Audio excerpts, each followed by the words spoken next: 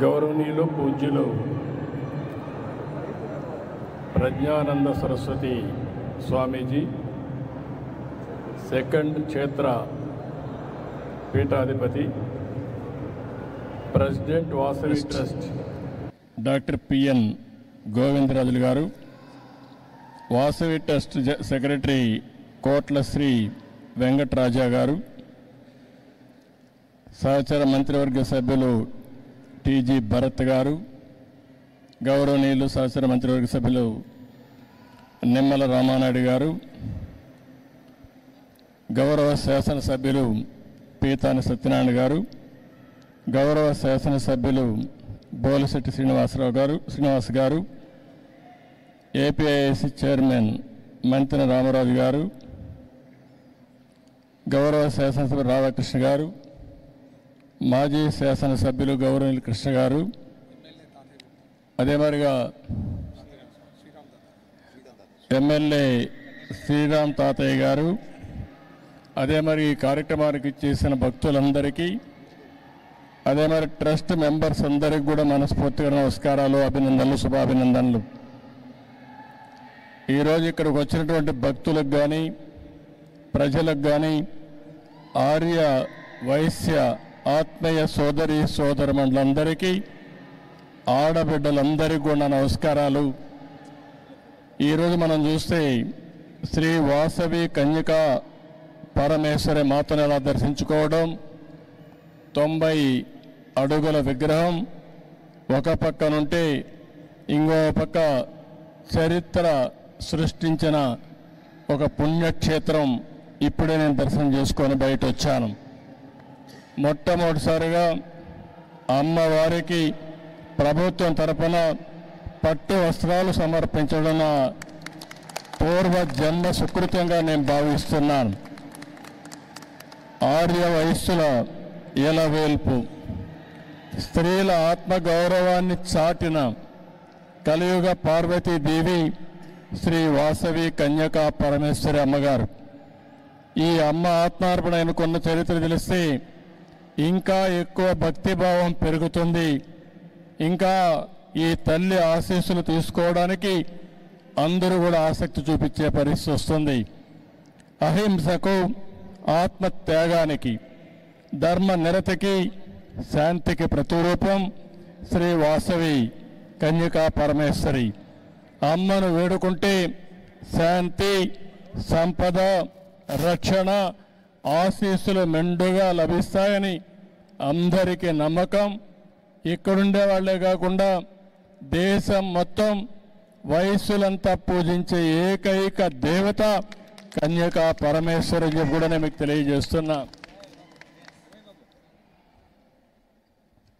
ఇంకో పక్కన చూస్తే 2600 ఏళ్ల క్రితం ఈ తల్లి చరిత్ర అందరం కూడా ఒకసారి స్మరించుకోవాల్సిన అవసరం ఉంది.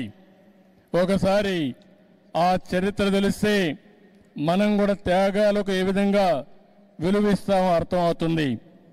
ఇక్కడే మీరు చూస్తే 2600 సంవత్సరాల కంటే ముందు పెనుగొండ పాలకులు ఆర్య వయస్సులైన కుసుమ శ్రేష్ఠి కుసుమాంబ దంపతులకి పుట్టిన కుమార్తె వాసవి కన్యకా పరమేశ్వరి.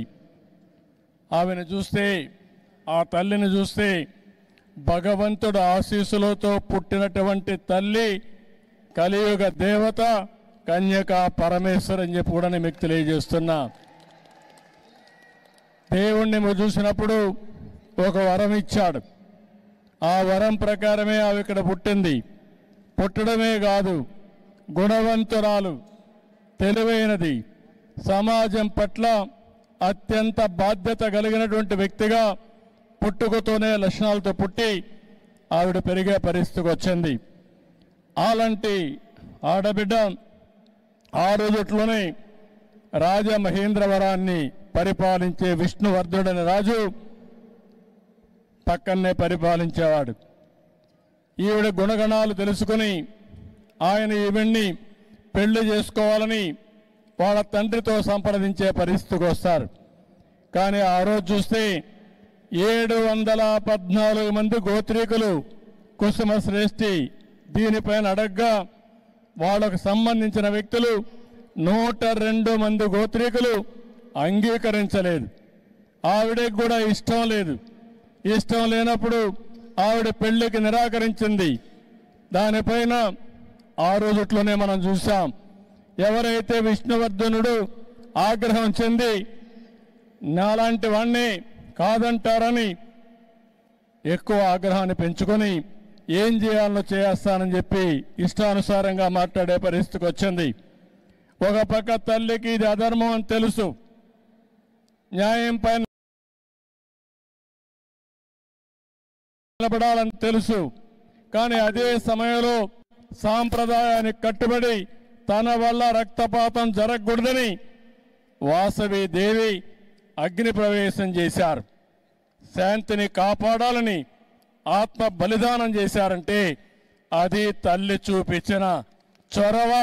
2600 సంవత్సరాల కంటే ముందు ఆవిడతో 102 మంది గోత్రీకులు కూడా ఆత్మార్పణ చేశారు. అంటే మనందరం గుర్తుపెట్టుకోవాల్సింది, ఆ రోజుట్లోనే యుద్ధాలు జరిగేటివి, రక్తపాతం చిందించేవాళ్ళు. కానీ ఒకే నిర్ణయం చేసి నా వల్ల సమాజానికి ఎక్కడ కూడా హింస రాకూడదు, ఎవరికి కూడా ఇబ్బంది కలగకూడదని ఆ దేవి ఆ రోజు ఆత్మార్పణ చేసే పరిస్థితి వచ్చింది.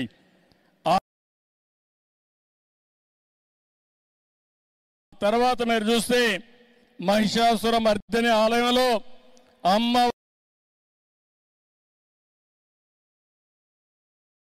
రూపంలో వాసవి దేవి దర్శనమిస్తే అక్కడి నుంచి వాసవి కన్యకా పరమేశ్వర అమ్మవారి దేవాలయంగా అమ్మవారిని ఆర్యవసులు దేవతగా కొలిసే పరిస్థితికి వచ్చారు. ఇప్పుడే నేను అక్కడ లోపల పోయినప్పుడు చూశాను. ఆవిడ త్యాగానికి, శక్తికి, సంకల్పంతో నేడు అన్ని వర్గాలు పూజలు చేస్తున్నారు. ఆర్యవైశ్య కుటుంబంలో పుట్టిన దేవత కోసం ఆవిడని దర్శించుకుంటే పుణ్యం వస్తుంది, మన కోరికలు నెరవేరుతాయనే ఉద్దేశంతో అందరూ కూడా దర్శనం చేసుకునే పరిస్థితికి వచ్చారు. ఇంకో పక్కన మీరు చూస్తే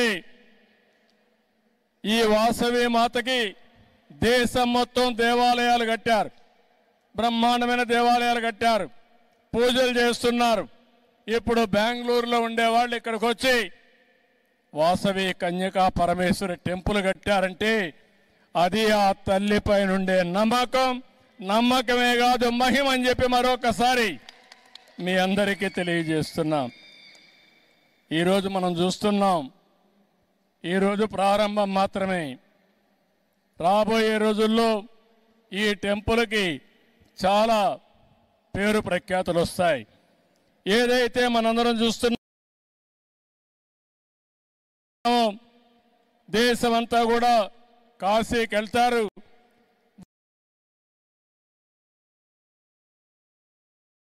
వయస్సులు తల్లి పైన నమ్మకం ఉండే వాళ్ళందరూ కూడా పెనుగండకు వచ్చి తల్లిని దర్శనం చేసుకుంటారు. అది ఈరోజు ఈ తల్లి అని చెప్పి కూడా మీకు తెలియజేస్తున్నా.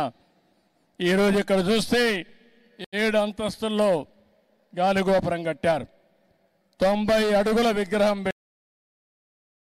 పెట్టారు. మొత్తం అన్ని కూడా స్వచ్ఛందంగా చేశారు. రేపు ఎల్లుండి నుంచి ఇప్పటి నుంచి ట్రస్ట్ ద్వారా ఇంకా అనేక కార్యక్రమాలు చేయడానికి ముందుకొచ్చారు.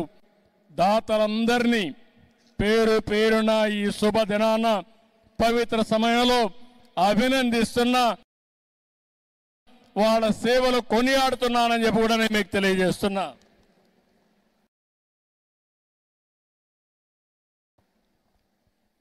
ఇవన్నీ కూడా ఈరోజు మనం ఒక్క విషయం గుర్తుపెట్టుకోవాల్సిన అవసరం ఉంది. ఆర్య వయస్సులు కూడా ఒక్క నిమిషం మనం ఆలోచించాల్సిన అవసరం ఉంది. నేను చాలా సార్లు చెప్పాను,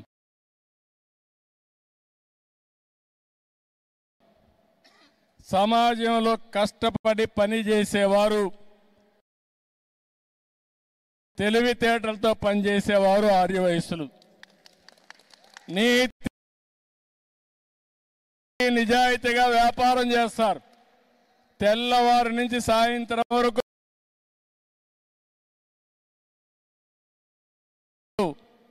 దీక్షగా పనిచేస్తారు. అదే సమయంలో సంపాదించిన డబ్బులు కొంత డబ్బులు ఏదైతే ప్రజల సేవకు ఖర్చు పెట్టే ఏకైక కులం ఆర్యవైశ్యులని చెప్పి కూడా నేను మీకు తెలియజేస్తున్నా. ఇది ఇప్పుడు వచ్చింది కాదు, వాళ్ళ బ్లడ్లోనే వచ్చింది, వారసత్వంగా వచ్చింది. ఎక్కడ అవినీతి చేయరు, అవినీతి చేయాలనే ధ్యాస లేదు. కష్టపడి సంపాదిస్తారు. అందులో వాళ్ళకు తోచిన విధంగా దాన కార్యక్రమాల కోసం, ధర్మ కార్యక్రమాల కోసం వెచ్చించే వ్యక్తులు ఆర్యవైశ్యులని చెప్పి కూడా నేను మీకు తెలియజేస్తున్నా. వారిని మనస్ఫూర్తిగా అభినందిస్తున్నా. వారు కూడా ఇప్పుడిప్పుడు కొద్దిగా వ్యాపారాలు, పెద్ద వ్యాపారాలు చేస్తున్నారు. కానీ ఒకప్పుడు చిరు వ్యాపారాలకే పరిమితం అయ్యారు. ఎక్కడన్నా కిళ్ళీ కొట్టు ఉంటే ఆ కిళ్ళీ కొట్టు ఆర్యవైశ్యులు తప్ప వేరే వాళ్ళది కాదు. ఇది ఇవన్నీ కూడా అన్ని కొట్టులు వేరే ఉండేటివి. ఇప్పుడిప్పుడు కొద్దిగా ఆ కిరాణా కొట్లు కూడా వేరే వాళ్ళు పెట్టేసే పరిస్థితికి వచ్చారు. కాబట్టి ఇవన్నీ కూడా మల్టీ ఛానల్స్ వస్తున్నాయి, మార్ట్లు చేస్తున్నాయి, షాపింగ్ మాల్స్ వస్తున్నాయి, అనేక ఇది వచ్చాయి. కానీ ఎన్నోసార్లు చెప్పాను, అందుకే ఆర్యవైశ్యుల కోసం ఒక కార్పొరేషన్ పెట్టి మీ తెలివితేటలు ఉపయోగించి మిమ్మల్ని కూడా వ్యాపారస్తులుగా తయారు చేయాలని తెలుగుదేశం పార్టీ ముందుకు వచ్చామని చెప్పి కూడా నేను మీకు తెలియజేస్తున్నా. భవిష్యత్తులో ఇంకా ఎక్కువ చేస్తాం. కన్యకా పరమేశ్వరి తల్లి మనకు అండగా ఉంటుంది. ఆ ఆశీస్సులు ఉంటాయి. తప్పకుండా మీ అందరికీ న్యాయం జరుగుతుంది. ఈరోజు ఈ తల్లి దయ వల్ల నిన్న నేను వాట్సాప్ గవర్నెన్స్ పెట్టాను. అంటే మీరు ఏ ఆఫీసుకు పోయే పని లేదు. మీ ఇంటి దగ్గర కూర్చొని ఫోన్లో ఒక మాట చెప్పినా, ఫోన్లో కొట్టినా సర్టిఫికెట్లు కానీ పనులన్నీ అయ్యి మళ్ళీ మీకు మెసేజ్ ఇచ్చే పరిస్థితికి ఈ ప్రభుత్వం తీసుకొస్తున్నామని చెప్పి కూడా నేను మీకు తెలియజేస్తున్నా. నా ఆలోచన ఒకటే, ఎవ్వరికి ఇబ్బంది రాకూడదు. ప్రభుత్వం అనేది ప్రతి ఒక్కరికి మిత్రులుగా ఉండాలి, శ్రేయోభిలాషగా ఉండాలి. మీ కష్టానికి తగిన విధంగా ప్రభుత్వం కూడా సహకరించాలి. ఆర్థికంగా కావచ్చు, అదే మరిగా ఎక్కడన్నా క్లియరెన్స్ ఇవ్వాలంటే క్లియరెన్స్ పరంగా కావచ్చు, భద్రత కానీ ఏది కావాలన్నా మీకు చేసే పరిస్థితి రావాలని ఈరోజు ఈ ప్రభుత్వం ముందుకు వెళ్తా ఉంది. ఈ ప్రభుత్వం మీది, ఈ ప్రభుత్వం మనది. నేను ఒకటే చెప్తున్నాను, మీ అందరినీ సుఖ సంతోషాలతో చూడడమే ఈ ప్రభుత్వం యొక్క ధ్యేయం అని చెప్పి కూడా నేను మీకు తెలియజేస్తున్నా. అందుకే ఈరోజు తల్లి దగ్గర నేను కూడా మీ అందరికీ చెప్తున్నా, 2047కి ఒక విజన్ తయారు చేసుకున్నాం.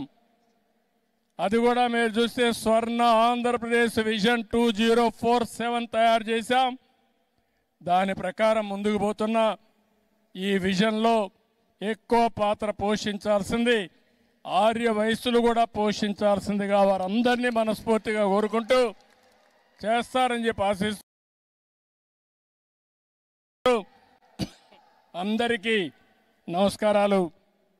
అదే మరిగా మరొకసారి కన్యకా పరమేశ్వరికి నా ప్రణామాలు తెలియజేస్తూ నేను ఆ తల్లిని మొక్కుంటూ ఆ తల్లి రాష్ట్రాన్ని చల్లగా చూడాలని, ఆ ఆశీస్సులు మనకు ఉండాలని మరొక్కసారి ప్రార్థిస్తూ మీ అందరి దగ్గర సెలవు తీసుకుంటున్నా. జై హింద్.